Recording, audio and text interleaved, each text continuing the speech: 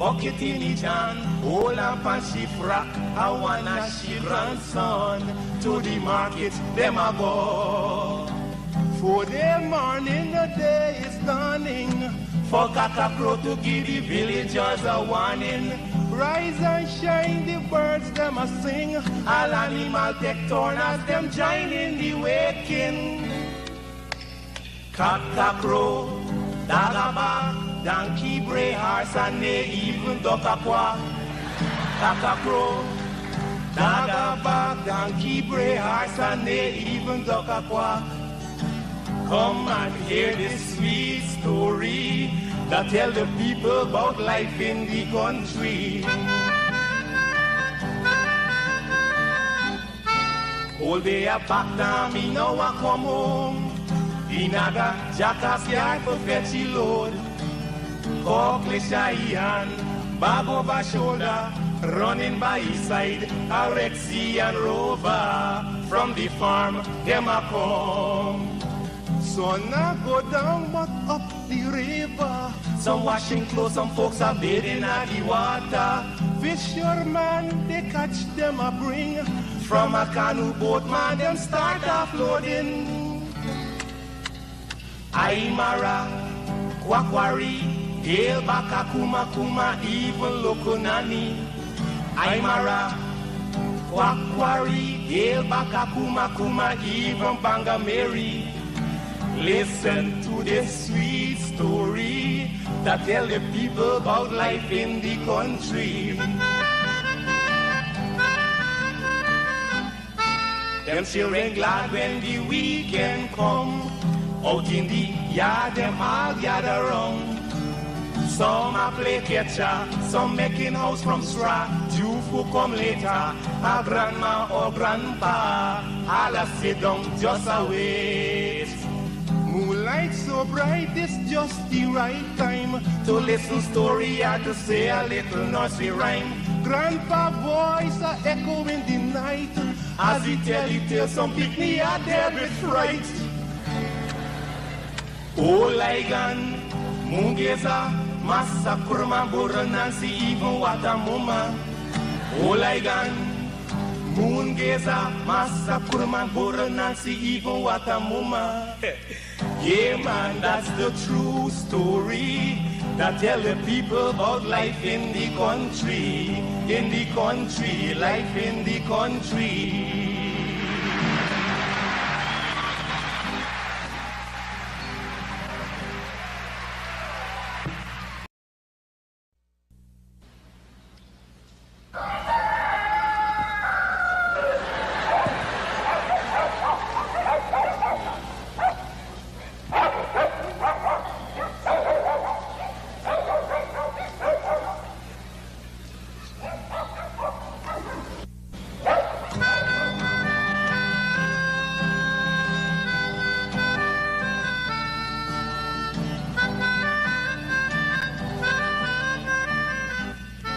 She put a pot on she hair and gone. Them a the first one out on the dam. Basket on she head, bucket in each hand. Hold up on she frack, I wanna she grandson. To the market, them a go. Greetings. Thank you so much for tuning into Straight Up. Of course, I am not Mark Benchop, but I've been asked to, and I'm always honored to have the privilege of hosting this in his absence. I am Nigel London, and it is a delight that I sit here, it's with delight that I sit here before you this evening. Delightful because I have the opportunity to engage my brothers and sisters here in Guyana and across the world, as you would say, the diaspora. Welcome to Straight Up.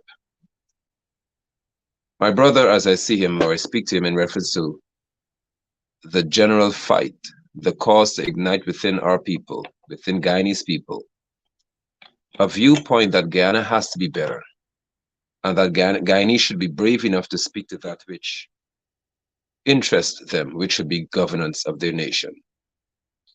It is always a pleasure to sit in this capacity. I do not take it lightly To those of you joining via 107.1 FM, welcome to Straight Up. As I say again, not with Mark Benchjob, but with Nigel London. Our brother has got some, or encountered some unforeseen circumstances. He's making every effort to be here with us in studio. And I would not take lightly or easily say to Mark that I cannot make it. It's an honor to be entrusted with such responsibility to speak to you on his behalf. What I would hasten to say is that, first, let me ask of you, if you don't mind, if you are on social media here on Facebook, please share the broadcast so that somebody can benefit from this discussion. Hopefully we can have one that is fruitful, as always, one that is informative, and one that grants strength to all of us.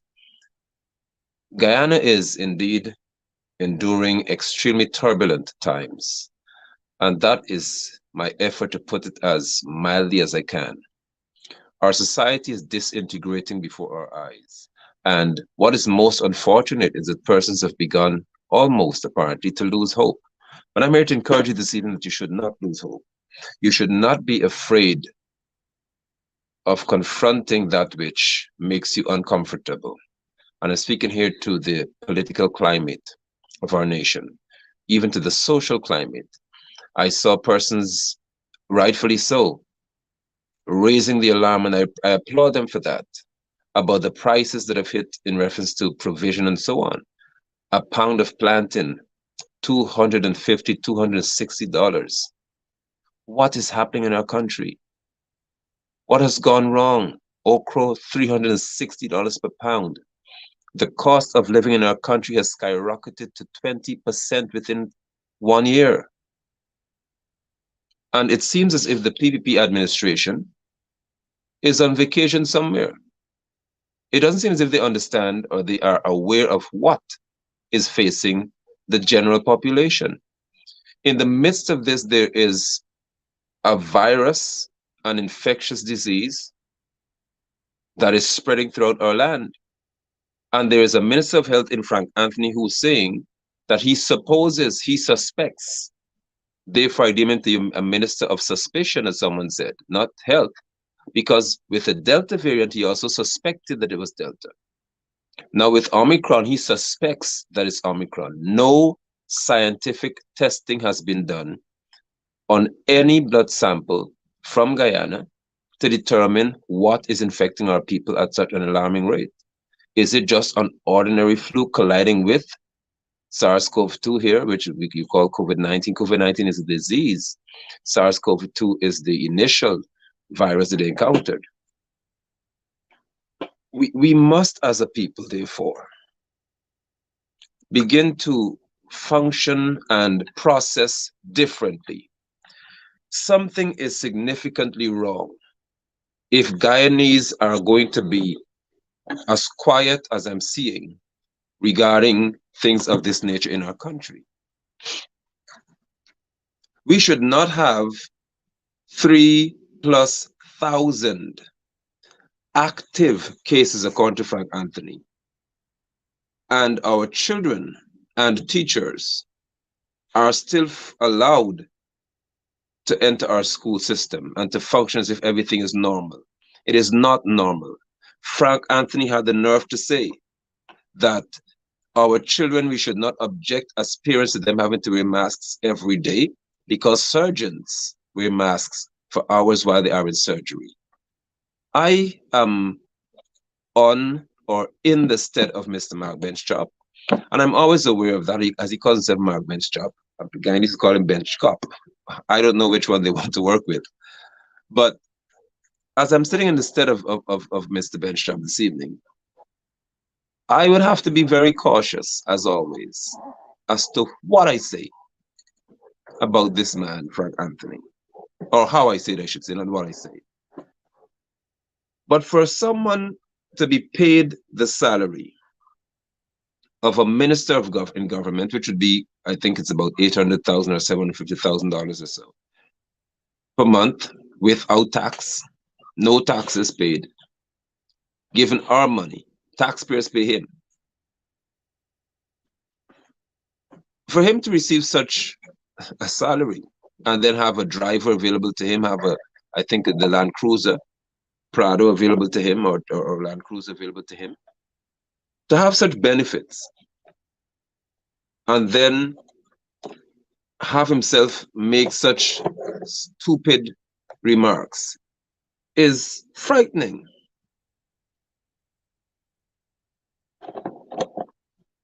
It is alarming. It is entirely dangerous. Because if Frank Anthony is going to say that because surgeons wear masks, a nursery school child who's 4+ years old should be wearing a mask for 4 or so hours a day, is Frank Anthony saying that a nursery school child has the processing capacity as a surgeon? That a nursery school child can therefore be in a classroom for 4 hours and would not take the mask off? Well, I have seen, and some people have been sending me imagery of nursery school children taking the mask off, throwing it down. They don't want it because it is uncomfortable.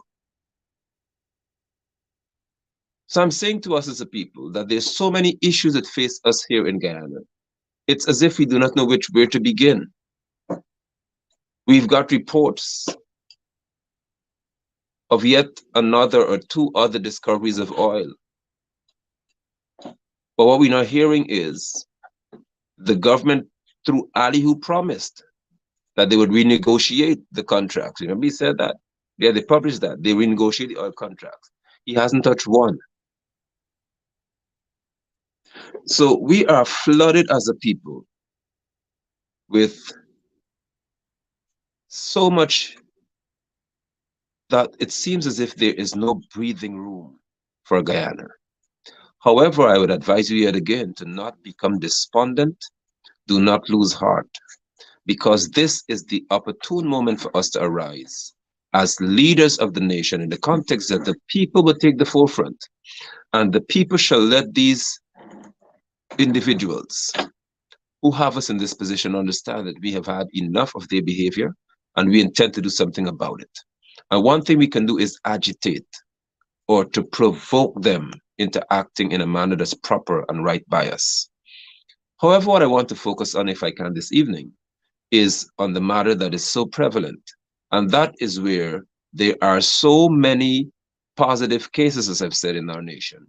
And still, Priya Manik Chand and Frank Anthony thought that it is best to have our children, over just about 50,000 of them, in school as if it were normal. And then Irfan Ali would have had the courage to say, because I do not put anything past him, but some things I hope he would not utter as a president.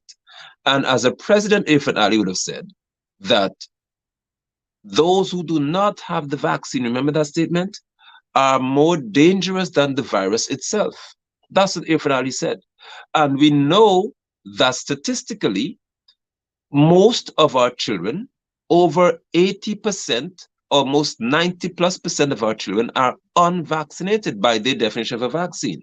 So the president made a statement last year that those who do not have a vaccine, which includes our children, by the way, and his son who's unvaccinated, and Priya's child who's unvaccinated too, according to what she said, everybody who does not have a jab, they are more dangerous than the virus itself, quote unquote. If that be the case, then how could a president defend having 80 or 90% of our children who he deemed to be more dangerous than the virus? How can he have them out in our school system? Is that not evidence enough of Irfan Ali being totally unfamiliar with wisdom and what is required in reference to propriety or proper conduct in the office of a president? Because if a president goes forward to say that whoever does not have a vaccine is more dangerous than the virus that we now fight, we're still fighting here, and yet he defends yesterday keeping schools open and having those who he said are more dangerous than the virus go into the school gates, enter the premises, and in many cases sit 2 and 3 in one bench in a school environment. It speaks highly to the quality of person we have in terms of Irfan Ali. It also shouts loudly to the nature of our Minister of Health and his advisors. Guyana has found itself in a very unfortunate position. And I would always hasten to ask you yet again to share the broadcast. Hopefully, if Ali may watch it, Jack Dio and the likes, Priya Mani Chan, Frank Anthony. But we need to have a discourse this evening on Straight Up. And those of you listening via radio, maybe you can turn your volume up a little bit and so your neighbors can hear. Put the speaker to the window so your neighbor can hear, especially if they want to support these reckless people. There has to be cause for us to sound a significant alarm. And that alarm is that our country is being governed in a manner that is dangerous, that is destructive, and certainly without any benefit being accrued to us as Guyanese, on average. And we must do something about it. So I would say to you again, with almost 4,000 cases, probably by now there would be more than 4,000, according to what the Ministry of Health is publishing, what they call active cases, people who are alive and around with this virus in them, according to the Ministry of Health data that they collect, the tests they collected. How can a president who said that whoever is unvaccinated is more dangerous than the virus itself, how can he defend having our children who, for the greater part, more than 90% of them, in some classes, 96 and 97% of the students do not have a vaccine? Are you hearing me, parents? The Ministry of Education in some regions would have sent, or the departments of education, I should say, would have sent circulars around and data around so that they can have, or data sheets around. They want to acquire information about your child as to whether your children are vaccinated. Now, they have opened the school system. Hear me carefully, please. And in opening the school to everybody except Priya Mani Chan daughter's age group, they don't have to go face-to-face every day. Grade 6 goes face-to-face every day. Then no grade 7, in which you find Priya Mani Chan's daughter. They don't go face-to-face every day. Then grade 8 goes every day. Grade 9 goes every day. 10 go every day. 11 and 12 go every day. Not grade 7, in which the Minister of Education's daughter would fall into that category. They open the school, and then they are asking teachers to ask the students about whether they are vaccinated. And in some instances, 90 or so and more, 96, 97% of a class is unvaccinated. Now, with that in mind, my first question is, because we're speaking to how ineffective this administration is, and I'm speaking here in reference to, or focusing on, the Ministry of Education and the Minister of Education, including her CEO. How could you open the schools across this nation, then ask students if they're vaccinated? So what are you doing with the results? If you discover, because remember, Priya promised that she's going to go and convince your child, if possible, to take a jab. I mean, this lady is so brave. I am still waiting for her to come to convince my child, by the way. I am certainly longing, and I'm saying this on 107.1 FM, I am longing for her to come to engage my daughter, who's in school. And I'm longing for her to tell my child that she should go against what her father said and go take a jab. I cannot wait for Priya to do that with my daughter. Please find her. I long for you to have the conversation with my offspring. But until that happens, I'll say this. You have got the schools open, and then you asking the children, not the parents of the children. You do not have the right to question a minor about their medical state or status. It is not within your right to do so. And I don't know who is telling these teachers, or it comes from departments of education, but you do not have that. You should not be going to our children to ask them about their medical status, because our child cannot enroll themselves in schools. We present them to you. You ask us for information on them. And suddenly you can have in a classroom our children being asked across this nation, you have your vaccine, you have your vaccine, you have your vaccine, no miss. And that you consider to be authentic data?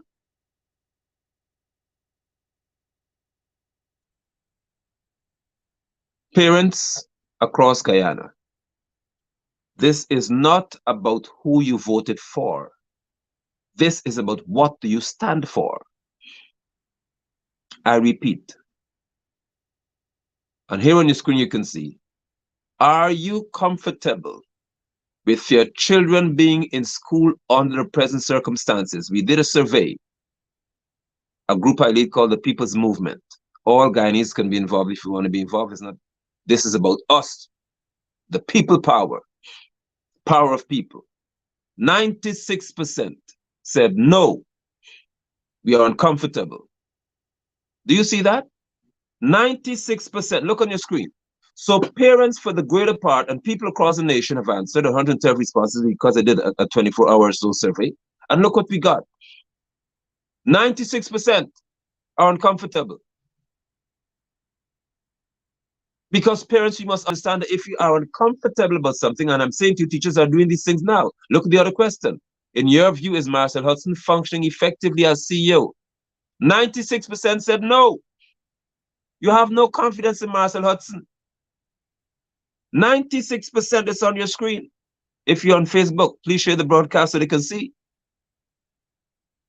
Let's have the next slide so they can see what we're dealing with here in Guyana, please. In your view, that was asked, 96% said no. Only 3% sees Marcel Hudson being functioning well. This is the big one.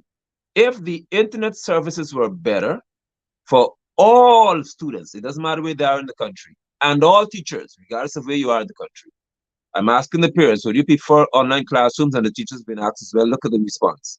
96%, 96.4% says they'd rather be home or in some remote location engaged in learning.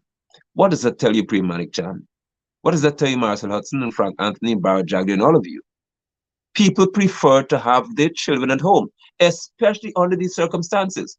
But Priya Chan, in her typical asinine decision-making, decided that she would cease online teaching for 7, 8, 9, 10, 11, 12. Not 7, 7 is old. Here's the big one. Do you trust Frank Anthony's decisions regarding the COVID-19 pandemic? 99.1% of those questions said no. We do not trust Frank Anthony's decision-making, which includes his curfew nonsense, which includes him telling people they cannot go to work unless they have a job and people losing their jobs, which includes him having ministers go out on ministers meeting the community and all kinds of nonsense. So I asked the question, should Priya Chan be removed from office? 87% of the respondents said, yes, Priya needs to go. That has been a call across the nation and even in the diaspora. Priya needs to go. So you have evidence here, because remember when they said election time, numbers don't lie. Well, numbers aren't lying tonight. Priya needs to go. Are you comfortable with a child being in school under these circumstances? 95% said no. We're not comfortable. Our child shouldn't be in school. Our child should not be in school. Our children should not be there. Further, I asked, next slide if you can, please. Is it fair? Now, this one will certainly garner some degree of frustration on Priya's part, but I really don't care. Is it fair in your view for your child's age group, which is grade 7, to be at home? We're asking the people in the survey. Is it fair in your view for Priya's child to be at home and every other child has to be at school? 99% says it's not fair for her child to have this privilege of rotation and you go to school just a few hours if possible, or if at all. But grade 6 has to be there every day, all day. Grade 8, 9, 10, 11, and 12. You see the response? 99% said, no, it is unfair. It should not happen. So persons are realizing here that there is a bias and there is discrimination from the Minister of Education or by her. Look at the stats. What do we do, I say again, as a people? We now have information to work with, because my background for 18 years, and about 5 or 3 of those 18 years, I should say, about 3 years, would have been spent as an education supervisor. We work with data. When we get the data to work with, then we make decisions based on that. We make conclusive decisions based on evidence. The evidence that we have before you that I presented earlier in the screen is that persons have no confidence in Prem Manik-Chan, in Frank Anthony, or Marcel Hudson. Now, let's go to the Ministry of Education. If people don't trust the Minister of Education, they don't think she's doing a good job. They don't think the CEO, the Chief Education Officer, is doing a good job. It tells you then that education is in crisis. Because people do not have a modicum, an iota of confidence in Priya or Marcel Hudson. Let's not forget that Marcel Hudson is reported in the media. I haven't heard him disprove it. I hope he did. But it's reported as to have been very aggressive, and as far as I'm concerned, most disrespectful to teachers, to say that they're a waste. I would like to think that Marcel Hudson would not be that crazy. And his frustration came because of the situation where people were ill and they're waiting to find out what to do. That's a report. And they were frustrated because we have children who are in school, teachers who are in school. In some cases, I think it's about 16, 17 teachers from the staff. They're out. Some are waiting results, some are sick. Guyanese parents must make a decision. Guyanese, the parents in our nation, you must make decisions. I got a report this evening that Enmore, which of course you know according to statistics, again, numbers do not lie, Enmore is known to be a PPP stronghold. And in Enmore, I'm told that the school hardly has anybody in it. What does that tell you? Is it suggesting that in their community, the people are not going out to school as much? What are we getting from these reports? But I cannot see where evidence is there that confidence is lost in the Minister of Education and this Chief Education Officer. And they're still both functioning. They need to go. Frank Anthony should have been gone a long time ago, because he has us exactly where we are. Priya normally says or reflects and says, well, Frank advised me. The Minister of Health advised me. That's how she functions. So schools are reopened based on his counsel. But I'm calling on you parents. I'm calling on all who are called stakeholders, which would be the parents, the teachers, the policymakers, the religious community who may have some influence in school systems. I'm calling on all Guyanese to arise from today and let your voices be heard. I say again, it is not about who you voted for. This is about what are you standing for, or who are you standing for. You are asking, or you are demanding, not asking. And I want to make this clear tonight on this broadcast, on this show, that I do not ask politicians for things. I pay them. We pay them as taxpayers. I don't ask you for anything. We make demands because you are our servants. You serve us. I don't mind who makes you feel like a little god in their circles. When it comes to me and to Guyanese who understand what or how the system functions, you serve us. We don't ask you for favors. We demand services from you because that's what you're there for. So we are demanding that the schools be closed. Barbados, remember Maya Motley? Y'all like Maya, so let's talk about Mayor Maya, who she is. Let's talk about her. Mayor Motley,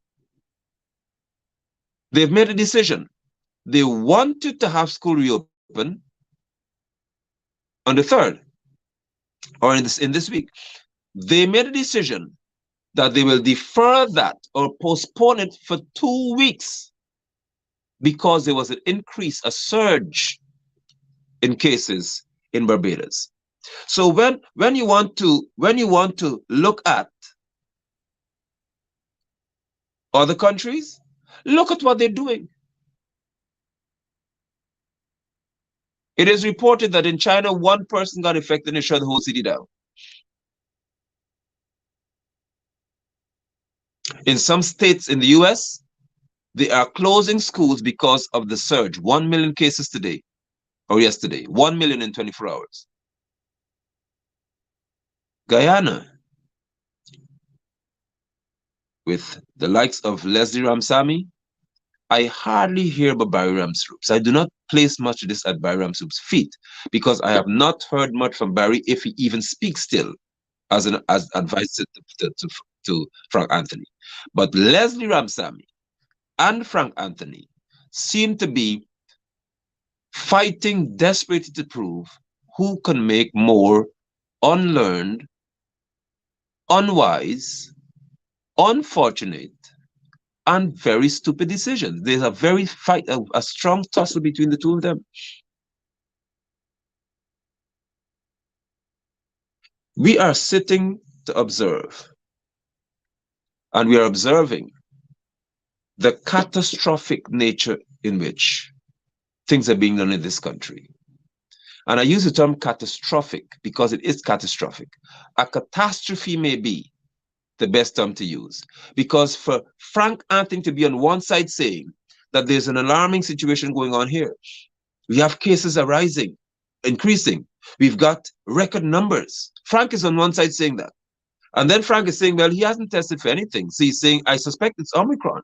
He didn't suspect it's IHU, which is a new variant. He didn't suspect it's some other new variant. Maybe if they test and they say, oh, we have got something here we haven't seen before. Frank doesn't care. Frank suspects that it's Omicron. And with that in mind, Frank is on one side saying, be careful, be cautious. There's an alarming system. Something is wrong. On the other side, Priya is saying schools are open. Irfan is saying, we cannot close the schools. This is the same administration, the same government, as you call them, the same people who Priya said they work together, the Ministry of Health and Education, and they're receiving advice from Ministry of Health. And in the same group, one is saying there's a major problem.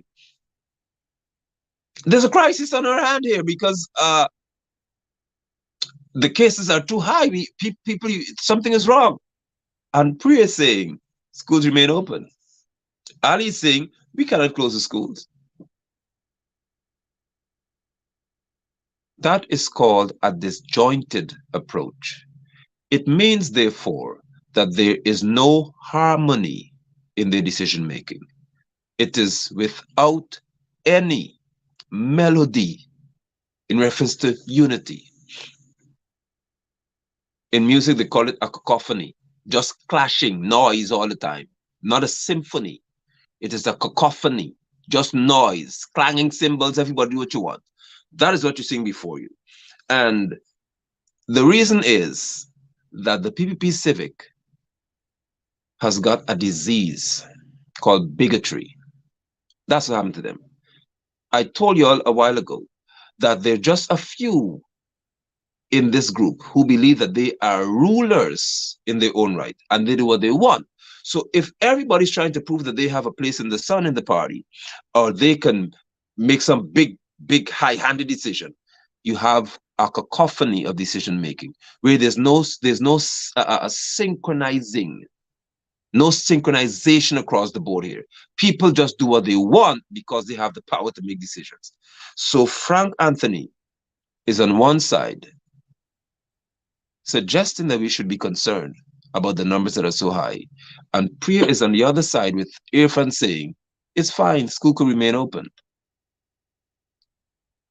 In all of this, the most unfortunate thing is that parents, in many instances, are allowing themselves to be toyed with because you need probably to have the most effective daycare centers, which would be schools.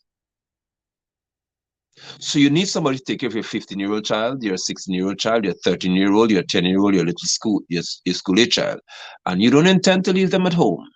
So what some of you have decided is that you will endanger their lives if possible, because school is the best place to be, since you don't have to look at them or to call to see if they're at home. But I'm saying to you, this is not the hour. Even if that's the case, because of the disrespect being shown to you as a parent, and because they try to insult you as an adult, you should take a stance for it. So yes, I understand that you may not be able to have your child home. You want them to go to school. I understand that. But let's also understand something here. That the question was asked by me in a survey. If the internet service was better, would you prefer to have your child at home? And your answers, for the greater part, 80+%, 90+% said yes. We prefer for them to be at home because it's a better thing to do at this moment. Please let me say to you that I'm not suggesting that we would never go back into classroom system. I'm suggesting or recommending that at this time, given what Frank Anthony has said, there should not be people in the school system because you are playing with trouble. Do you know that Guyana has not got the capacity at this time to even test 3,000 people at once and get results in reference to PCR testing? Are you aware that this country is in a health crisis? Are you aware that we do not have, and I said this from last year, 2 years ago with Nicolette Henry and Valda Lawrence, we do not have the medical capabilities as other nations. So I would like to suggest on 107.1 FM and here on Facebook as well, I would like to suggest to you, those of you who do it, stop seeking to say that the US, in New York, this is happening, in Canada, this is happening, in the UK, this is happening, so it should happen in Guyana. Your healthcare system in Guyana is probably worse than, and it's the truth, than a veterinary clinic in New York City in some cases, and in the UK.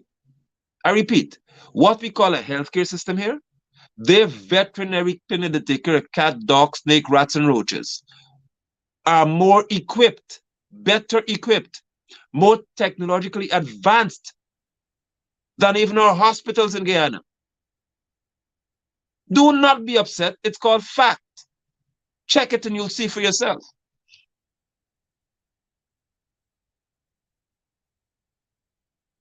So you should not be so stupid, and I have to use the word without reservation here. You should not be so silly and stupid to say that because the US is doing it, it's acceptable for Guyana. We've got different capacities and capabilities. We do not have the means to test 3,000 people right now and get results from PCR testing, or 10,000, or 6,000. So do you know that there is a waiting list at the moment for people who, in this country, I'm talking Guyana here, there are people on a waiting list for their results? Do you know that? Do you know the people who are told while they wait to go back to work because they cannot get results tomorrow? They cannot get results the next day. If you do the rapid test, you get it in 15 minutes. But if you have to do the regular PCR testing, you have to wait. And this this being called Frank Anthony has the nerve to allow persons to go to work when he said that he suspects it's Omicron. And Omicron is far more infectious than the Delta variant. And the IHU is far more infectious than Omicron, according to what they're saying to us. Frank Anthony is allowing persons to go back to work while they wait for results. And no time he's not allowing it because I don't see a policy from him saying you need to be at home. And if there is a policy, I'm telling you now, Mr. Anthony, they're disregarding it in many schools. In many schools, the principals, for whatever reason, are saying the school is fumigated, come back into classroom within 2 hours, 2 days, or within 1 day, not even a whole day. In some cases, they say, oh, this class has a problem, you all go home, everybody else come back to school. Because apparently, Omicron understands boundaries. So Omicron knows that if I was in Form 5A or Form 6B or Form 4C, I have to stay within this area. I don't leave this area. So it doesn't matter where the students went. Omicron, according to their reasoning, these principles, some of you, Omicron stays in the classroom. It doesn't go anywhere else. We have got a crisis. Further, you would have seen many images of the festive season. And you saw complaints, for example, in Region 10 in Linden, I saw a complaint by the regional chairman, Darren Adams, and his complaint is valid, that there were parties being had and so on. And he's saying we have got now the highest cases, or number of cases in Region 10, ever since this began. And he's complained that in some cases the protocols, and in many cases, were breached, and nobody was arrested. In Port Morant, in New Amsterdam, I heard there was a massive PPP party. So here again, we have got a crisis, and it takes people's actions. I am here on 107.1 FM. I'm here with you on Facebook, asking you to take action. What action? Do not send your child in an environment where it is dangerous, according to the Minister of Health's suggestion. Secondly, do not fall prey to the PPP civics, reckless behavior. And finally, do not, please do not, have confidence in the continued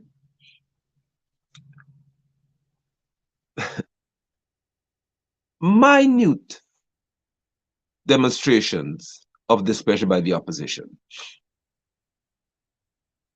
Why should we get to a place in our country in which a major party, as it's called, like the PNC, APNU in this case, AFC, the coalition, why should we get to a stage in which you are subjected to just statements that say that you are not pleased with the way the government is handling it? You are suggesting that the government should close, the administration should close schools. You're asking, in essence, or you're just nicely saying, I'm not too pleased with what you're doing. We don't like how you're not giving us enough information here. Where is the vigor? Where is the fight? Where is the zeal? Are you caught up still in who should lead and who should go where and what Grange is doing and whatever it's? And I must say without reservation that although I would not support APNU AFC or PPP Civic, I support good governance, and some of you need to grasp that. I don't have to vote for anybody as a Guyanese to request that you govern this country properly. And that is what I would like to be ignited in the hearts of Guyanese people this evening. We are about governance, not support. Whoever is in power, as they like to say it, I call it in service, they call it in power. And maybe if we begin to restructure thought processes and see that political parties, when an election is had, you don't win to gain power, you win to be of service. If that is your attitude, maybe Guyana gets better. So you are not in power, you are in service to the people.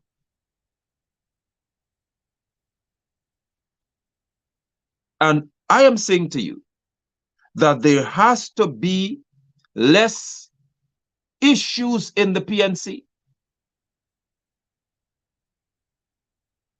And there should be more fight in reference to governance.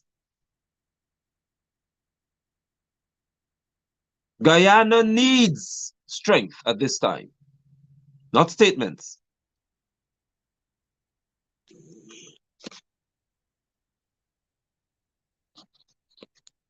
We are in need of strength. I am grateful that I could share this moment with you. I hope that Mr. Benstrop can be here as well. We need strength. I hope that Mr. Benstrop could have been with me this evening, or I could have been with him, I should say, because we need strength. Too much is happening in our country for us to have infighting in a political party. And I'm not going to sit there and say that I'm just going to sit back. Oh, there he is. Listen to him. No, you know what, Apostle London. I on my way back, and I really appreciate you taking time out, even at the last minute that I called you. And I want My folks to know that I called you 5 minutes before the show, and you were ready. Thank you. But look, I didn't want to pop in. I didn't want to say anything because you had an easy flow, and it was so refreshing. I heard you in the car talking about you have to be cautious in how you want to describe. At that time, you wanted to describe Frank Anthony. Even though right. it's radio, I appreciate and I respect that. I oftentimes say to folks, express yourself. This is freedom of expression. I don't have to agree with you. You don't have to agree with me all the time. But that is what democracy and freedom of speech is all about. We're grown men. Let us agree to disagree. So you can Indeed. describe Frank however you want to describe that Frank. I mean, Frank, sorry, Frank Anthony. So you're not going anywhere. I'm just going to be here with you for a few more minutes that we are on for. Sorry to. I am glad that you're here, and I must say that I share that you're one of the few people who can call me within a minute if possible, to do what I'm doing, because I certainly cherish the fact that you are an endangered species in the context that you still allow freedom of speech and expression. But still, there are things that I want, the description that I had in mind of Frank Anthony. I don't want 107.1 FM audience to hear my description at the moment. Well, I respect that. Thank you. But you can whisper two of them to me. I certainly can. One of the things that you did say as well. Sorry, one of the things that you did say as well is that you don't hear often from Barry Ramsaran, I believe, right? He was former Minister of Health. Yes. The young lady, an activist, He's a slapper, and stripper, and all these things. These are the characters who are there. Now, not because we're not hearing from him. He's wasting taxpayers' monies. He sits there. He gets paid for doing nothing at all, right? So I want to know what the heck he's doing there with our tax dollars. The other person now you mentioned is the guy who wrecked the health system. That is Ramsamy. Ramsamy. He's there now. He has a bigger position. He's chairman of GPHC. He's the chairman. And then not only that, we now have a new CEO, another young man. And these are the people, mind you, when we talk about issues, they say, or Ben Shop or whoever else is being racist or racial. Now you have 4 persons sitting there at GPHC, the Georgetown Public Hospital, running the healthcare system, and all 4 of them are of one ethnic group. All 4 of them, the minister, the CEO, the chairman, the advisors. Dr. Baran is an advisor. Barry Ramsaran is an advisor. Everybody else. They seem to be the only competent ones. Then when you go over at Guyanese Elections Commission, all these Correct. things happening right in front of our face. But yet Gail Teixeira the other night said on a poorly watched program that the PPPC, they're concerned about ethnic balance and respect of all. I don't know. I'm sorry. Go ahead with your flow. Don't be, because that's exactly our issue. And my take, or my concern is that the opposition, and I was saying that I don't have to vote for anybody to ask for good governance, and I hope that we can get that around our minds as Guyanese people. We have to be governed properly, and for the engine of governance to function, we have to have a very effective opposition. We cannot be caught up as a people, as a nation, in witnessing the PNC trying to figure out if someone who would have won in reference to the election should be the leader in reference to the House and the rest. That's affecting governance. We need to have action from these people, because the PPP can do many more things, and they would do more for as long as there is no action, not just speech.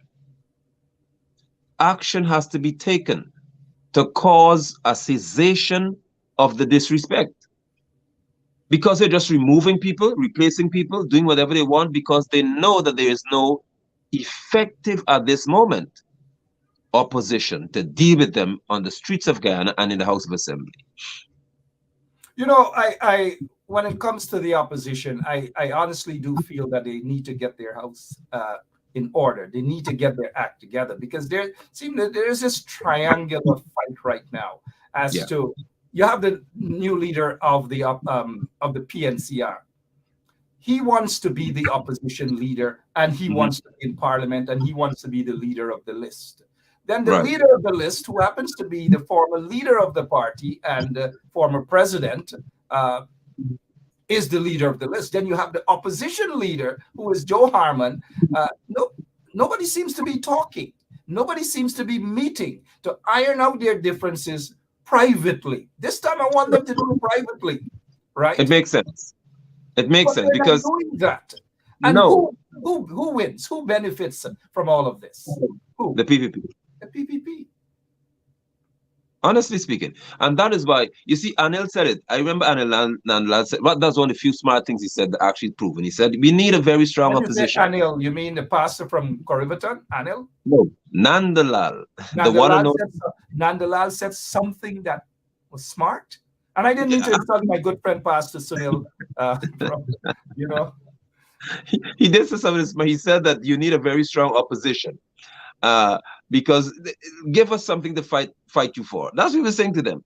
And of course he did that because he wanted to insult Harmon and the like. But there must be a very, very discreet manner in which the PNC handles their business, so that their support base would not be weakened by their fighting. We need as many Guyanese as possible to stand, including PPP supporters, by the way, stand against the nonsense that you are seeing. It cannot be right. There are parents reporting, Mark, that schools don't have any water. I showed on Monday, schools with little children have no running water whatsoever. That's a public health violation. It's a violation of the Public Health Act. That's law being broken here. And Priya has the schools open still. Well, not Priya, but parents. I don't know. There has to be in terms of the school, I hear you. In terms of the school, the parents have a role to play as well, right? I am not going to have my kids in a school system that is, that is not safe. And responsible parents will make responsible decisions. Exactly. If the parents of these kids would say, and you've mentioned the PPP stronghold areas out on the east coast of Demerara, they're not sending their kids to school. No. I hope the people out at Evesham, the people at Manchester, Alnis, Philippi, or the people in Corriverton, or somewhere in Wismar, Mackenzie, Bartica, all these places, stop sending their kids to school.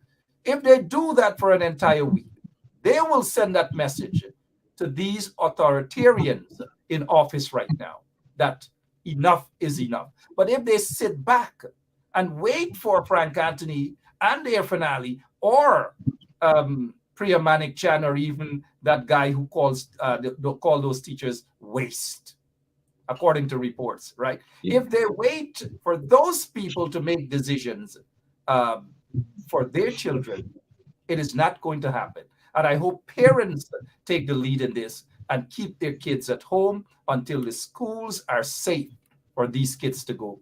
They need to safe and press releases and so forth doesn't cut it out. It's not going to cut it out. This is action time, my brother. This is time for action, because and I applaud the fact there's a way that you have about you that's very, very unique, I might say, for a report. I don't know if you're still a reporter. You should be, because you can't lose your hat as one. You do excellent in reference to being able to be serious when it matters most, and then you can have a light moment. And I'm saying this for a reason. This is not skin teeth time in Guyana. Honestly speaking, it is. I'm having enough of the nonsense. I'm calling on every talk show host across. I spoke to Sher Duncan the other day publicly because I've had enough of the foolishness. If you are a member of parliament, you're not a member of parliament. But if a member of parliament can No, see a reason to we are parliamentarians. We are there you go. people's parliamentarians. This Thank is you, our sir. parliament. This is We our sit parliament. here. The only thing Right. we don't have a mace here. Okay, but we need one because maybe This I is need to our rub parliament. on with one day. But we have to have a serious approach to this matter. You can't laugh. We have a pound of planting for to 260, okra 360. Something is happening in our country. A 20% increase in cost of living with a 7% increase in salary for public servants. This is nothing to laugh about anymore. There's no joke here. We have to get out of our houses or stay in them, something to tell this dictatorship that we have enough of the foolishness and we are prepared to act. But And I must say, you know what, go ahead. Apostle? You know what? It's all nice. We sit here, we talk. If you were to call a protest tomorrow, I was in Guyana there, and I say, let's go out tomorrow in front of the Ministry of Education. You say, shut down Linden. I say, shut down Georgetown. This got to stop. How many Right. of us are going to turn out? Exactly. So that's the other thing. How many of us are going to turn out? It affects all of us. That's Or just an the few of us existing turn out. issue. Yeah, go ahead. Yeah, sorry. It's an ever-existing issue. I realize that it's a recent development, I should say, that people have lost the zeal, apparently, to really stand. And it could be, and that's why I was about to say that I hope on Monday, you and I'm asking you to, now on 107.1 FM, I'm asking my brother Mark to join me on the People's Movement show, a special broadcast where I'll be sitting in his chair this time, interviewing him on a platform, because I want Guyanese to hear from you. You represent a culture here that's lost, which is the will to fight. We are seeing it drifting daily. You are not somebody who just talked. You're prepared to walk and to stand. So when we've got, as you're seeing, a 30 or 20% increase in the cost of living, people must get out. And if you were going to say to Guyanese years ago, let's get to the road and fight and do this matter, they would have come. Because the culture then was we prepared to stand. Somebody has succeeded in, and I would like, that's what I'm saying, this is not the time to skin our teeth. I want to use the Guyanese vernacular here. You can't laugh with everything anymore. There has to be a serious approach. The PNC need to sit in-house, come off social media, and say to Granger, Harmon, Norton, everybody, we don't like how things are going here. Close the door, talk, and one of you come out to say that this is how we're going forward here. Get things back in action. And I believe if they do that, they can potentially win their support base back and get some strength. But as it is not looking good for their side. But the good thing is that the PPP supporters that I speak to are also very upset with them, because they are not functioning by party politics anymore here. They have a class group of theirs, and they intend to function as if they are the big kahunas, and everybody in this country must bow to them. And I know, based on what I'm hearing, that there are quite a few PPP civic supporters who are very, very displeased with them, especially with the handling of the school situation. There are large numbers of folks that are afraid. PPP supporters are upset with the PPP, and that is so true. We're not seeing a lot of them coming out and expressing themselves, but a lot of them are upset. The cost of living. Who wants to go and buy sugar and sugar price gone up? Who wants to buy rice and rice price gone up? Plantain price gone up, and all these different things. Just imagine if these things happened under the coalition, what they would have been saying. They would have been out. They would have been blocking the Berbice Bridge, Albion Police Station. They would have been protesting all over the place. And you know what? We would have been there with them too, to hold hands, embrace them, because it's the right thing to do. And I hope that the PPP supporters will come out also and embrace this form of injustice, or injustices by the PPP regime. It is. The fishermen are crying too, by the way. Let's not forget that the fishermen are crying. They're Yeah. going on social media crying because they said they need help. And when money begins to be lost, these people don't play around anymore. You know, I don't oftentimes discuss certain characters on this show. They are those who push themselves up to be who they're not, and just for the sake of hustling. And I don't mean to change your mood, and I'm not in the business of clunging around, not tonight. And this guy loves to call people hungry belly, persons of African descent, and so forth. I know that you had your program, your life earlier, you dealt with it. But why is it that that particular thing is not being pulled in for fitness by the Ethnic Relations Commission or even charged by these cybercrime individuals? He's allowed to get away basically with all these things. Again, I would like to tag that to just the new culture in which, because of the weakness of many people, this young man is allowed to, this critic, as he calls himself, is allowed to escape with nonsense. Oh, he's a cricket team mentor. Cricket. He can be cricket. The stuff That that is goes cricket. quick every night. He probably meant cricket, but he couldn't spell it properly, so he put Well, cricket. crickets are very organized in how they function. They're timing, they're well structured. They know when to go under the soil to wait to have their meal. And they don't pop their heads up for no reason. I say disturb them. But he's just above the soil waiting to be sprayed for some reason. So this young man has, or this individual, thinks that he can seek to insult the likes of you, me, and others to say that hungry belly is an attitude. There cannot be an attitude attached to a racially charged statement.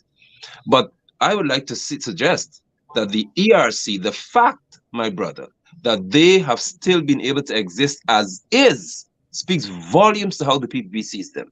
Because if they were functioning under Granger and functioning during the election fiasco, I know if, not Ali, I know Jagdeal, he will remove every last one of them. Or John Smith.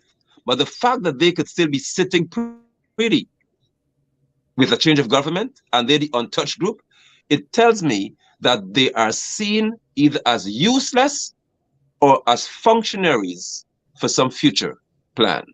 And it seems to be the plan is unfolding now because they have not called this young man in to say to him that your behavior is unacceptable, your statements are unacceptable culturally. I don't care how he tries to coin it.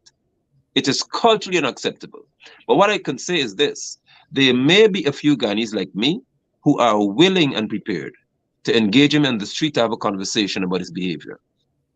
Because maybe then you understand. I heard you showed a clip, Apostle, where that thing, and we'll just spend a minute or two more on that thing,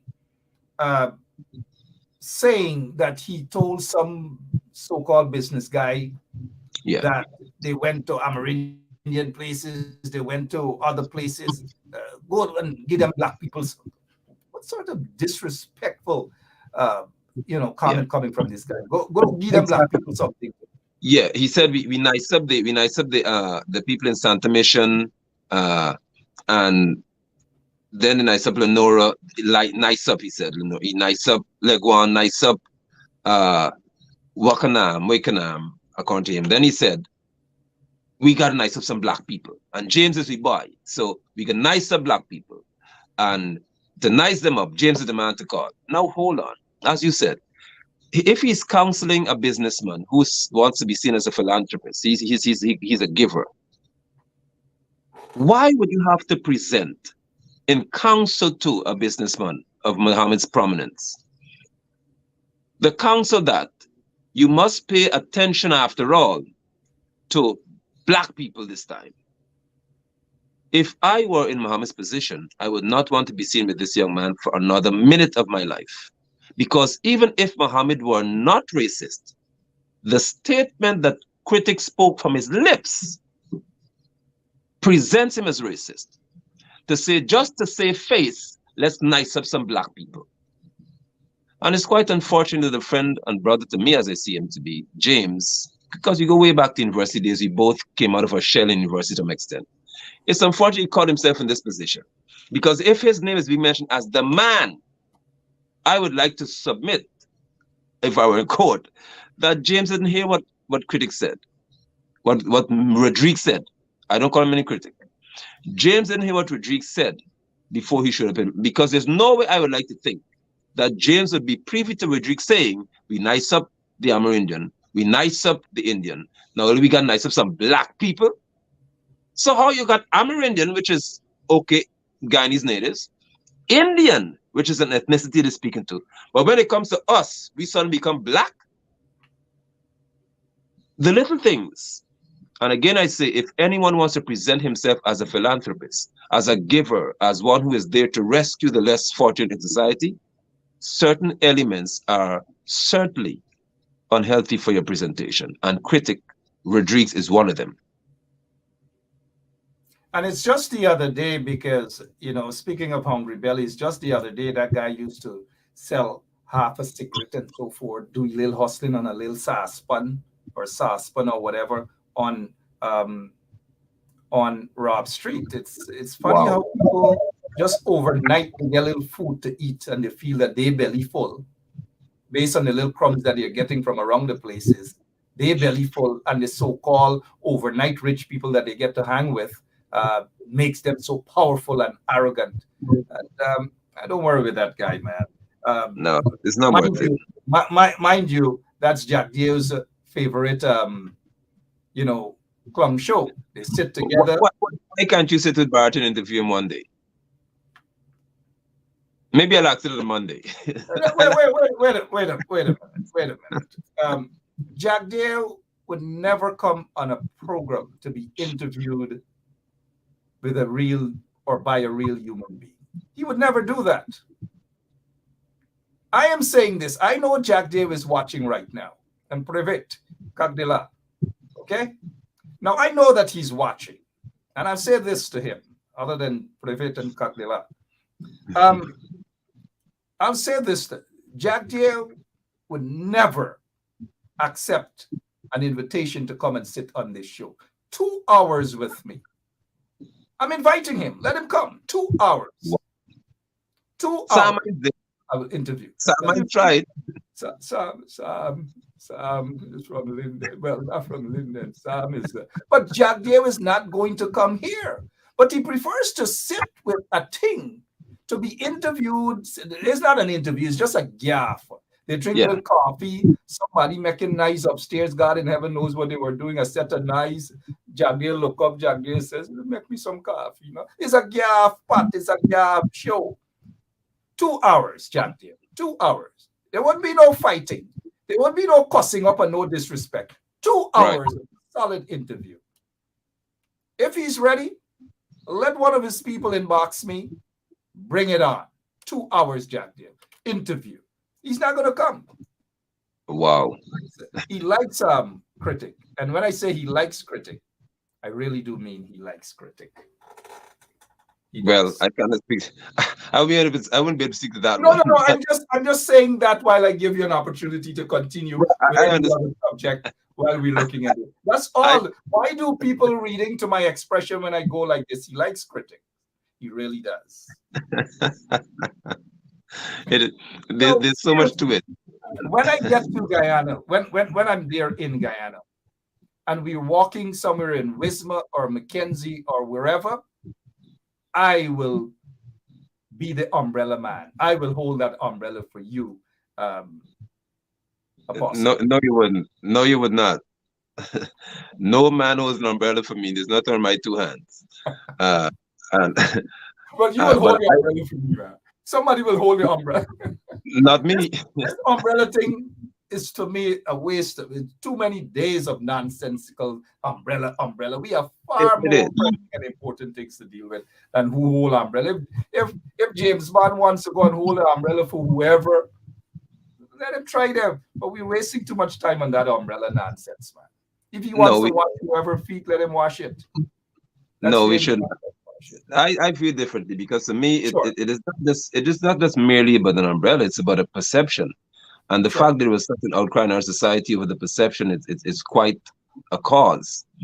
Uh, you cannot explain away a perceived notion that somebody is too big to hold an umbrella for himself, because he wasn't holding it himself by himself, and then James took it from him. It was somebody else holding it according to the report, and then James took it. Knowing James, it could be that he may have sought to generate what he has now, which is a discussion, which it shouldn't be in this vein, but it could be, let's just drop all the big ideas about ethnicity here. At the end of the day, for me, and I can only live by my convictions, I do not subscribe to any human being. I don't care if it's Irfan Ali, Jagdio, Granger, Harmon, anybody. I don't care if you're president. No man should be so weak that he cannot shelter himself. That's my policy.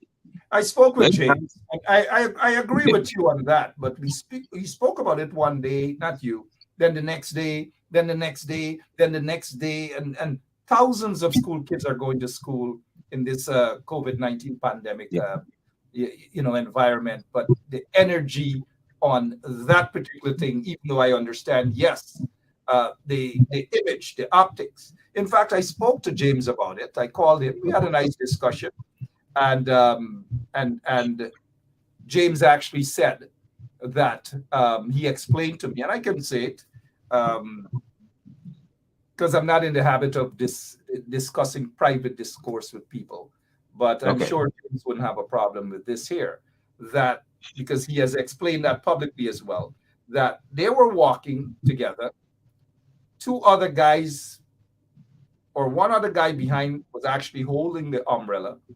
Right. I don't know where the gunmen were, but the umbrella guy, and he and this guy, whatever his name is, Huzuzadi or Huzuzudidian,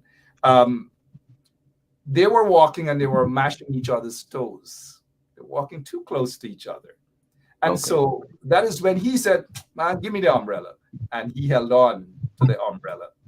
It wasn't the other guy, Azadin or whatever his name, said, oh, give me the umbrella. He didn't want to take the umbrella because he thinks he's probably too big for that. So James Bond now said, hey, just give me the umbrella, man. And he's holding it. And that was the end of everything. That was the end of everything.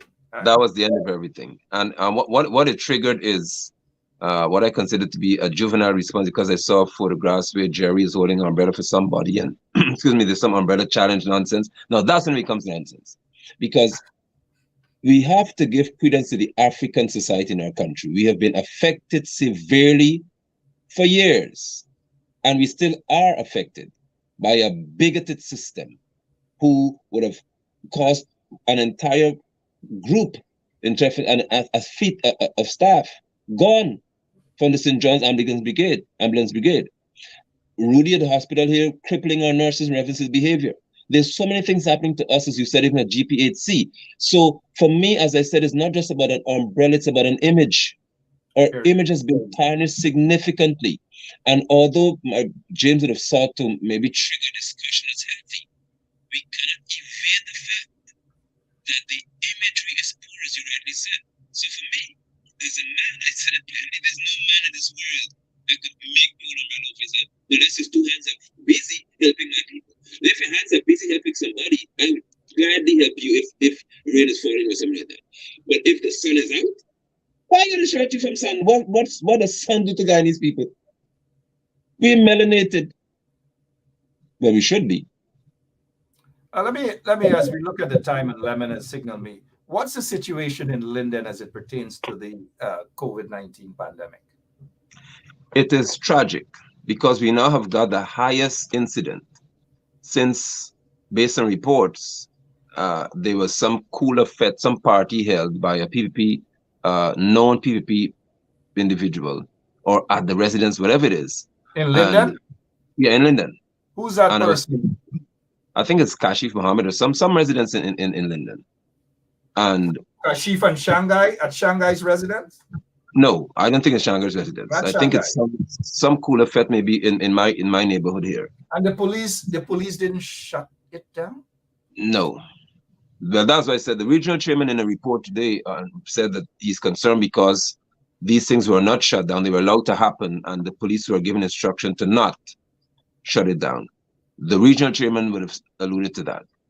So out of that situation, we've got about 80 or more, almost 100 active cases. The first time ever so many people in Linden have that issue. After that event. After that event. Wow. And what is worse is the health officer, who is an apologist for the PP Civic, apparently, he's saying that it's not just that event. The other factors that are in play. He can't name the factors though. What are the other factors? But we know that, exactly. But immediately after that event, we have an explosion in our society. So now we're in serious trouble here in Linden, and it's what the PPP wanted all along. They want us to have an issue as far as I'm concerned, and they now got what they wanted based on not a resident of Linden's behavior, but I was told there was a party in the neighborhood, hundreds of people, maybe thousands were there, and out of that came illness. So that's where we are. And the commander, I'm wondering whether there was any reporter or reporters out there to solicit a response from the commander. Is it Mr. Winter who is the commander there still? Mr. Winter is the commander. I've not heard or seen any such report. Maybe I can engage him in a conversation to see what it is. I don't know how forthcoming he would be in reference to saying what really happened. Probably wouldn't say. I know Mr. Winter, Officer Winter, for many, many years. A decent guy, mind you. But when you're under pressure from these political hooligans, sometimes I don't know. But I can understand, that he would get instructions not to shut down such a party, but then they will go to a small shop to shut down a small shop, Little Lime. Yeah.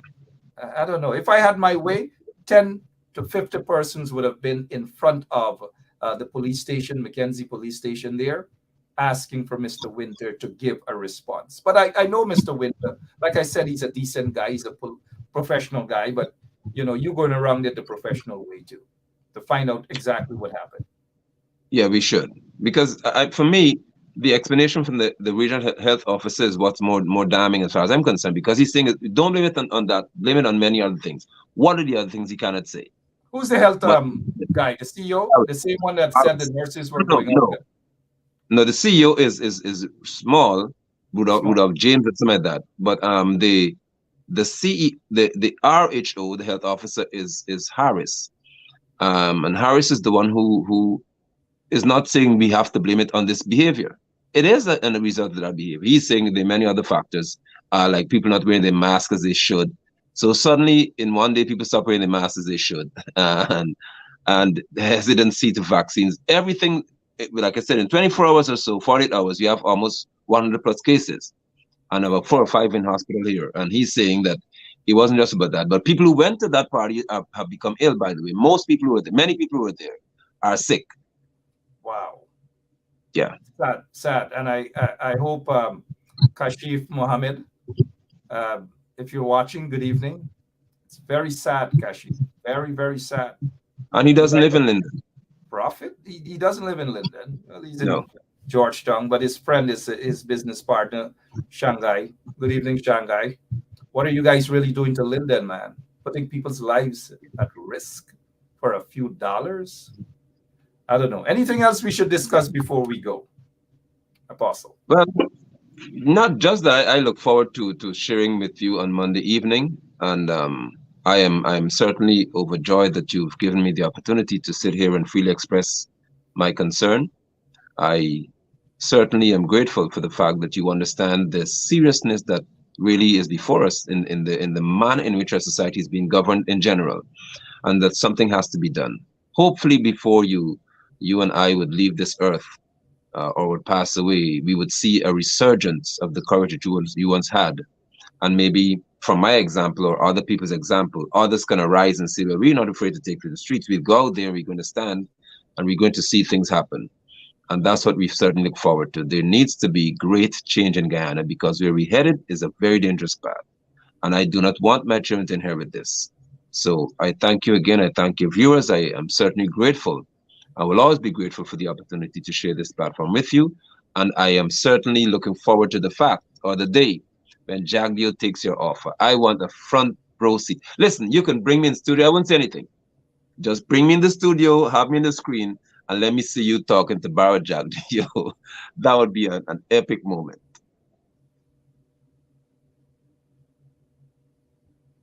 I would love to see it. Listen to me. You That know, would be me. people actually like to read my facial expression, and when I go back in this chair, like, No, because, man, do you know what it would be like for you to sit and ask Jack Dio questions that you would have avoided for so many years? you know, I Wow. am sending out if he wants to come on this, come on this here. Don't go on that the little guy that can't speak properly show. Come over here. I mean, look, one of the things, Apostle, is I will sit and talk with people. I'll have folks on my show, whether I agree with them or not. And I like Mhm. people to reciprocate. Whether they agree with me or not, they must understand this is what is part of a healthy discussion. We both can sit here for an hour and a half or so and agree on the same thing. You say yes, I say yes to you, you say yes to me, and it's done with. Right. No, Exactly. you know. So let him come on. I'm sure the audience would love that. I have some questions for him. I'll be doing the interviewing. He will What about sit. Mark Phillips?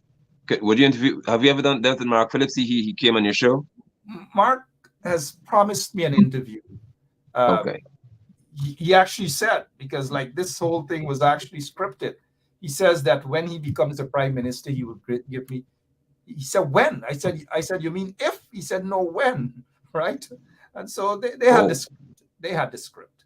So Phillips do owe me an interview, but I would prefer to go to his Massa first.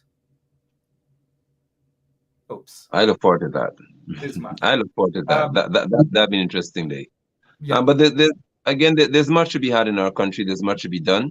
I heard from the GTU that they are going to. Actually, I was in a meeting with them this evening on Zoom, and the word is that they're going to shut the schools down for 2 weeks. The GTU made that decision. So I don't know if the teachers will just stay in the classroom. Let's see how this is going to go. The GTU back at this again. The GTU. Well, I hope not the after the exact two, this because time. the last time we heard from them, they were out in the streets, and then suddenly they disappeared.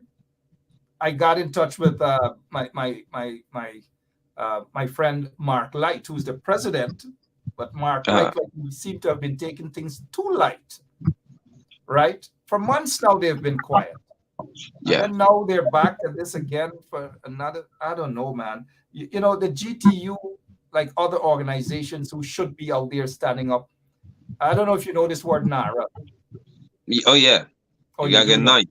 You gotta get night They and give Nara. me, they Cup. give me NARA, man, because they're out hot and sweaty and then they disappear. I don't know. Well, you see, this time around, I think because they did a good thing, which involved parents in the meeting, and I went in the capacity as a parent, so there was a wide array of stakeholders involved in the meeting, and that I think would have generated a greater degree of courage on their part. And additionally, you also had outside of their comfort zones, persons calling to say, listen, or the support base, we have a problem with this. So that's why I said the PPP is hurting themselves here, because people who support them in general are now saying we have an issue because it's about people's children here. So my hope is that it becomes effective. I will try my best to devote my energy over the next 2 weeks to support the GTU, because the schools have to be closed. For me, it's more about making a statement to prayer as So well when, that when you are they, not to control cut us. you, Nigel, when are they planning on starting this protest? From I think from Monday, because today's Friday, so they said that from Monday. I was told they're advocating for the schools to be closed. They're going to shut things down from Monday for 2 weeks because many teachers are out. In And one then case, and, I and, think and then 68. by Monday, I don't want to be a pessimist, right? That's fine. And then by Monday, some of the top brass of the union, they met, and some of them take a different position, another take a different position. I will sit back and watch. I will support, but I'll sit back and watch. And if they're serious about this shutdown, then I will say, yes, they're on to something. Because the last time they had this proposed shutdown, they disappeared. And now this is not an Yeah, attack on the General Secretary, Coretta McDonald. She did a good job. yeah, she But stood. the president of the union disappeared, Mr. Mark Light. I don't know how much confidence I have in this man. I don't I know how have much. hope. I have hope more than confidence because it needs to be done. But for me, as you said earlier in the program, for me, I made a decision about my child. My children, as a matter of fact, are not going to be in this foolishness. So, hands down, I'm fine. But at the end of the day, I would love to see the teachers, because he got it right this evening in saying that the union happens to be the teachers. They're the executive.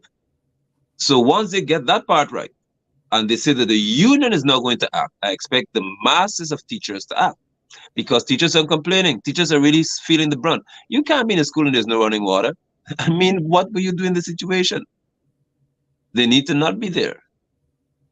I mean, Priya wouldn't send her kids to school without any running water and all these different things. But you know, I don't know. That's Guyana, and I think people they just gotta wake up and stand up for their rights. It's about They time. have to do it. They sit by and they wait for somebody to bell the cat. They want a Nigel London to go out there. They want a Ben Sharp. They want somebody with guts, not Facebook, Facebook guts, on the ground guts. Yeah, I've heard that. I've heard that people have said to me that when grown men, maybe I can say it, I can understand, but when grown men tell me, Pastor, when you stand there, you stand to represent me. You represent. Come on, man. My thing is, come on and stand like a man. And these are preachers who say it. That when you stand, you give me so much courage because you stand for me. Stand for yourself. This is the time for us to take our feet out of our houses and let these people know that we're not accepting nonsense anymore. At least I'm prepared to do it all of my life. I'm done with the kind of approach whereby I'm quiet. I cannot be quiet anymore. You know, enough is enough. And the Bible does say that one man who stands up against injustices is a majority. One man. I remember those days, Apostle, when I used to be in the streets there protesting with my placard. And the PPP supporters used to pass and tell me, man, we don't go and eat some lunch by. Or man, we go drink a cane juice or something. So there are lots of insults and things that come along with that. It's, you know, I've had my days of those. And then even those who you were standing up for and fighting for and so forth, they hardly came out. They hardly came out. And I'm seeing that again. Yeah.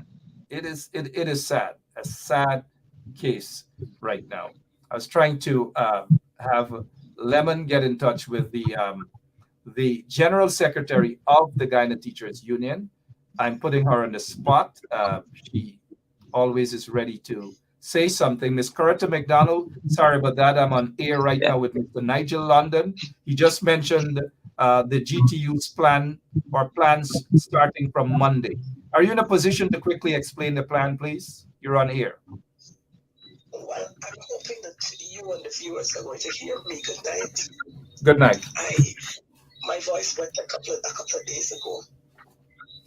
Walking through these schools, these messy schools that we have, it's not easy. However, I think the decision that we needed to talk with our parents to hear from them what are their concerns. So that would help us to chart the way forward. Coming out of that 5 to 7:30 or somewhere around their discussion this evening, parents, we had about at one time 965 parents on that board, as well as those who were viewing us on Facebook. Parents' call at that forum was one, reopening of schools face-to-face learning. At this time, it's not the right thing to do. And we went on to list the reasons why they felt that it was not the right thing to do. And they talk about schools being prepared, spoke about the virus and where it's at this time. Today, our numbers went to 800 and something today. Half of that between the ages of 25 and 26. And so parents are concerned. Matter of fact, we had a parent here who said from the reopening of school on Monday, her children to school, she's now sick. A teacher from David Rose Special School complained that 2 students from that school were displaying signs and symptoms of COVID, but they were still in school. And I'm talking here about David Rose Special School. The ministry is not fit to close that school. So the teachers left. one went to get herself tested, and the other she's probably waiting for tomorrow or something like that. But the thing is, parents are concerned about their children's safety and by extension their own safety, because it might not affect many of our children the way it's going to affect our adults. Parents are concerned about those who are living in extended families where they have a grandmother and a grandfather. And of course, the Minister of Health, as soon as somebody dies, he likes to say, they died from comorbidities. That's his special word. And so the whole notion of the meeting this evening is the parents are saying, we want to have our children at home. Pull schools at least. Let's pull schools for 2 weeks. Ensure that schools all across this country are sanitized, properly sanitized. And let's have a phased reopening of schools. Okay, so in a nutshell, that's what the meeting was about. And so there's a decision for that to start on Monday. Oh, okay. Can you repeat that? To start on Monday, that the schools are properly prepared to open, and sorry. We're saying that as of Monday, parents are going to be the parents have agreed that as of Monday, they are going to be keeping their children home, which would force the Ministry of Education to close the doors of schools for the next 2 weeks and have those schools properly sanitized and revisit that face-to-face reopening of schools. Mark, I can tell you, we are talking here about schools reopening and having 600 children in school at the same time. I just got pictures from St. Rosa Secondary School assembly this morning, and all the children are there lined up. No 6 feet apart spacing. Another in a bench. Wow. Quickly. Just this evening we had the Bishop's High School being closed.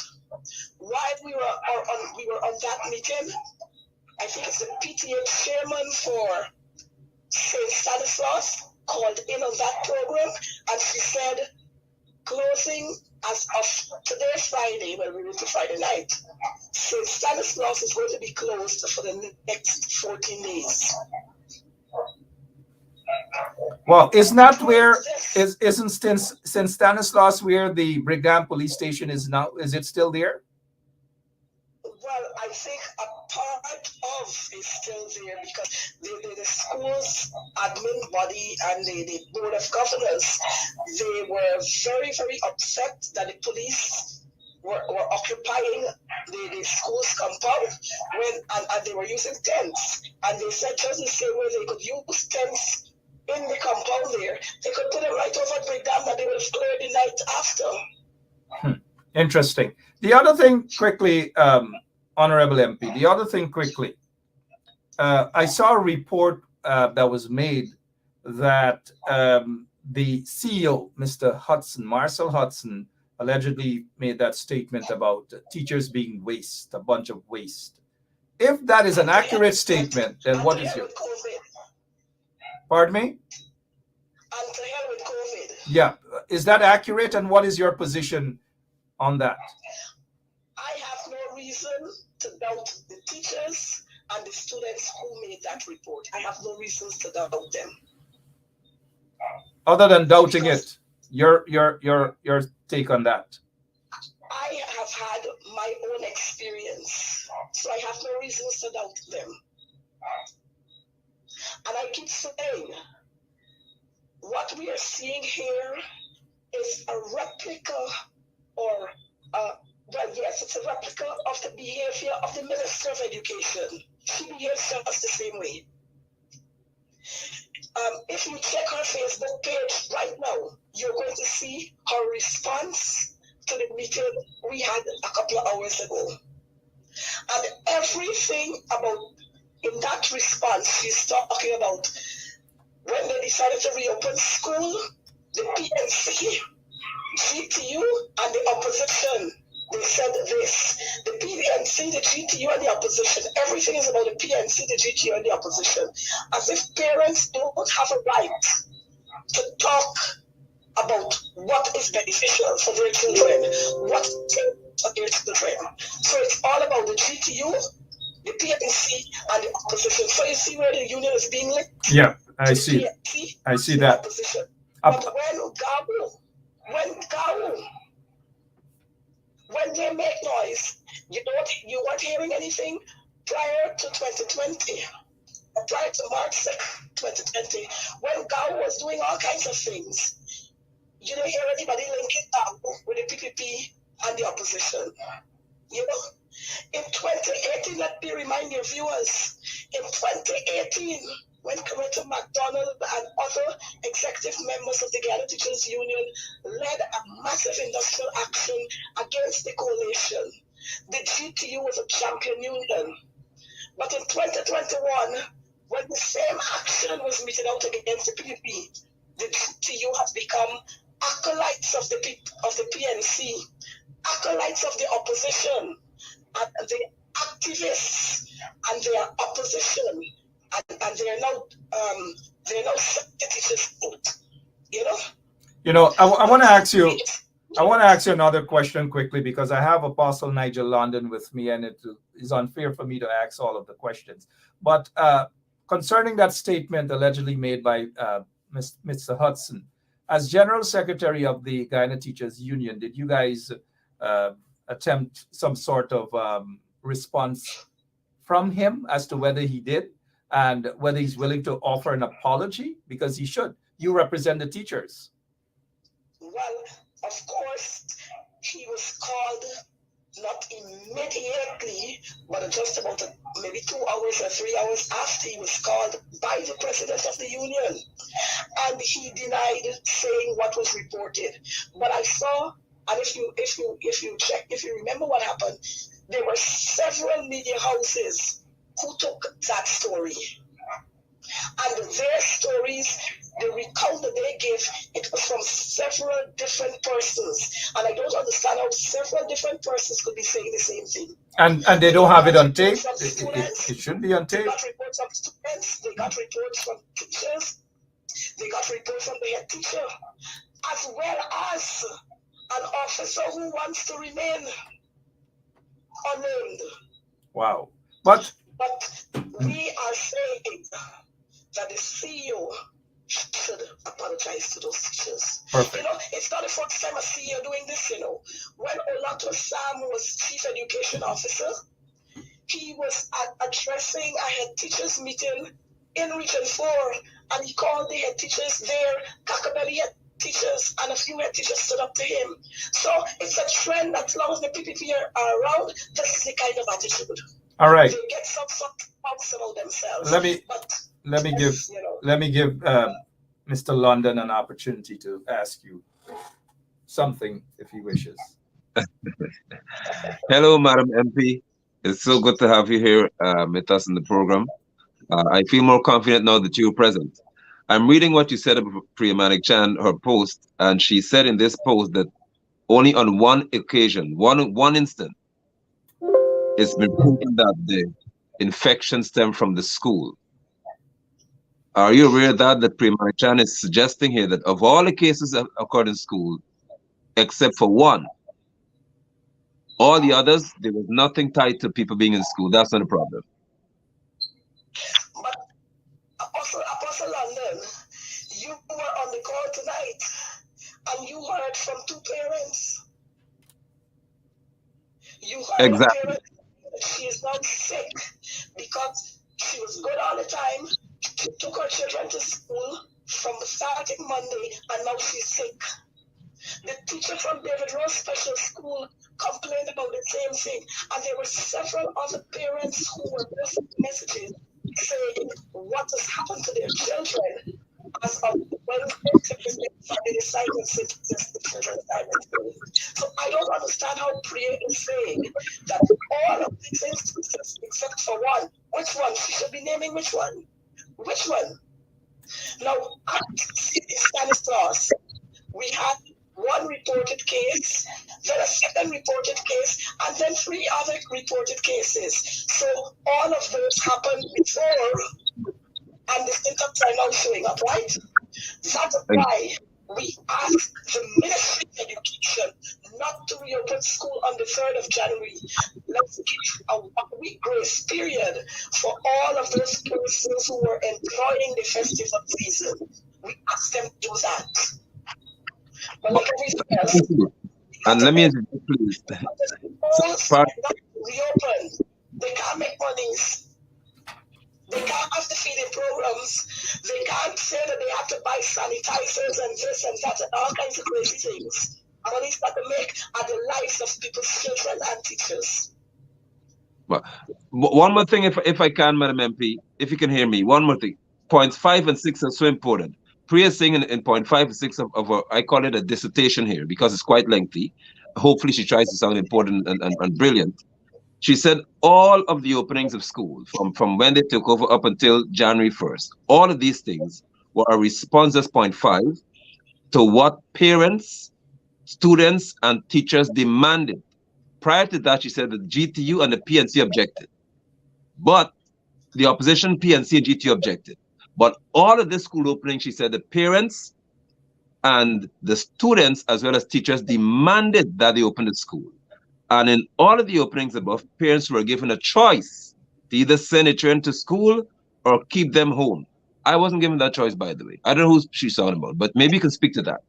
That teachers wanted it, parents wanted it, and children wanted it. I was going to respond to that to ask how many parents were given a choice. What parents were told is that if you don't send your children to school, you'll have to keep them at home and teach them yourselves. That is what parents were told by Priya Madikand.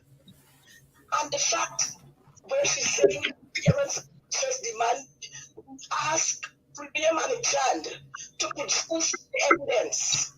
Produce the evidence. Because we asked her what percentage of parents and teachers you were talking to. Was there a consultation done across this country? And if produce the evidence, we're still awaiting that. But we know this is what happens all the time. The PDP are good at spreading misinformation.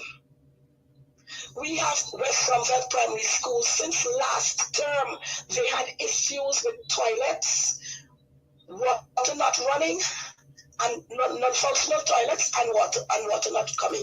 You know, school reopened on the 3rd, and we still got the same problem. You know, MP, I know your voice.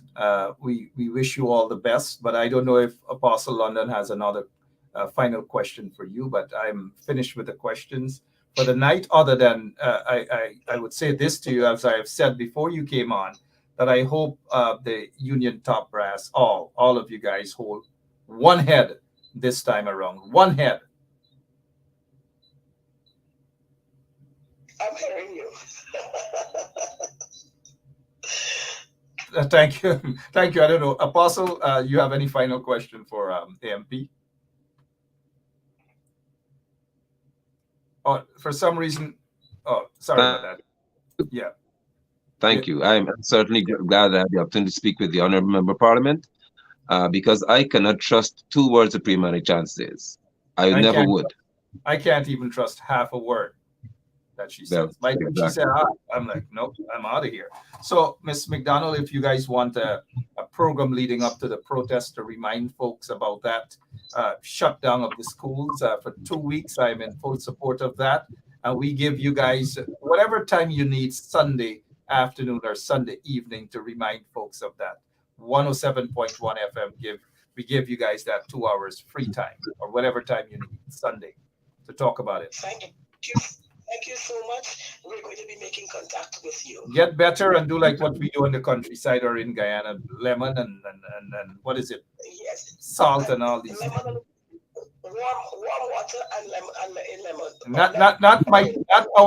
Not our operator lemon. The actual lemon. Yeah. Thank you. Thank you so much. Thank you so much. try to get it to your viewers. And I didn't get a You know, chance to we still- I didn't get a chance to wish you a happy new year, you and your entire family, but a happy new year to you. Thank you so much, Mark, and a happy new year to you and your family too. Thank you so much. Bye-bye. Well, Apostle, you do the closing remarks and I'm out of here. You give me the honors. Sure. What a task. Yeah. Viewers, to all of you, I'm certainly grateful that you shared this moment with us. To those listening on the 107.1 FM, I thank you all for being here as well.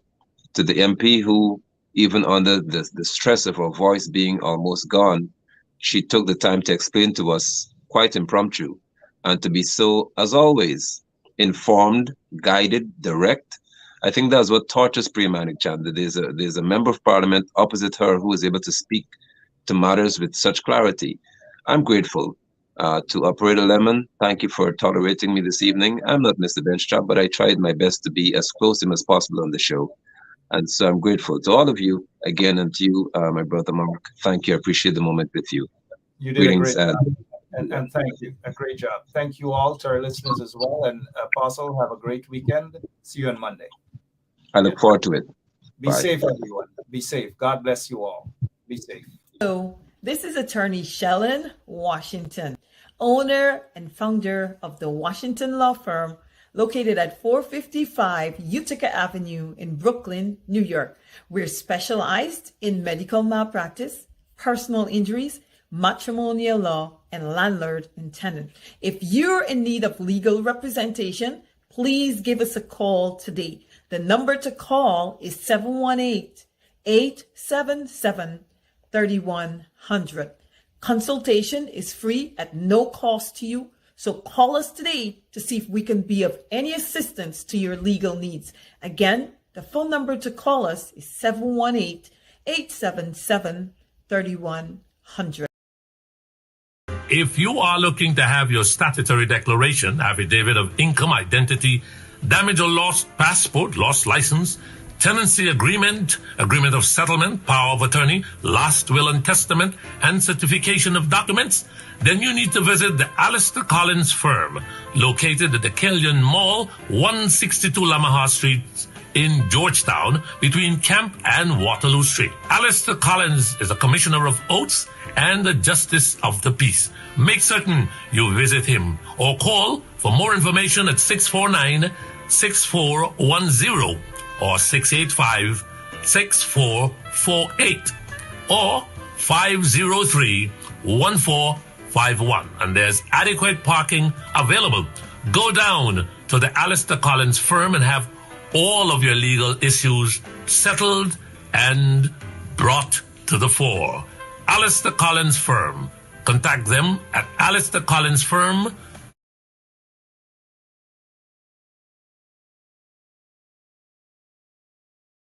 So, this is attorney Shellen Washington, owner and founder of the Washington Law Firm, located at 455 Utica Avenue in Brooklyn, New York.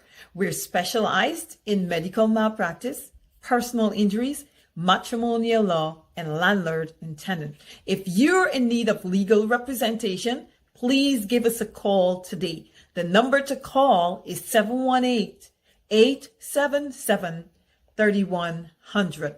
Consultation is free at no cost to you. So call us today to see if we can be of any assistance to your legal needs. Again, the phone number to call us is 718-877-3100.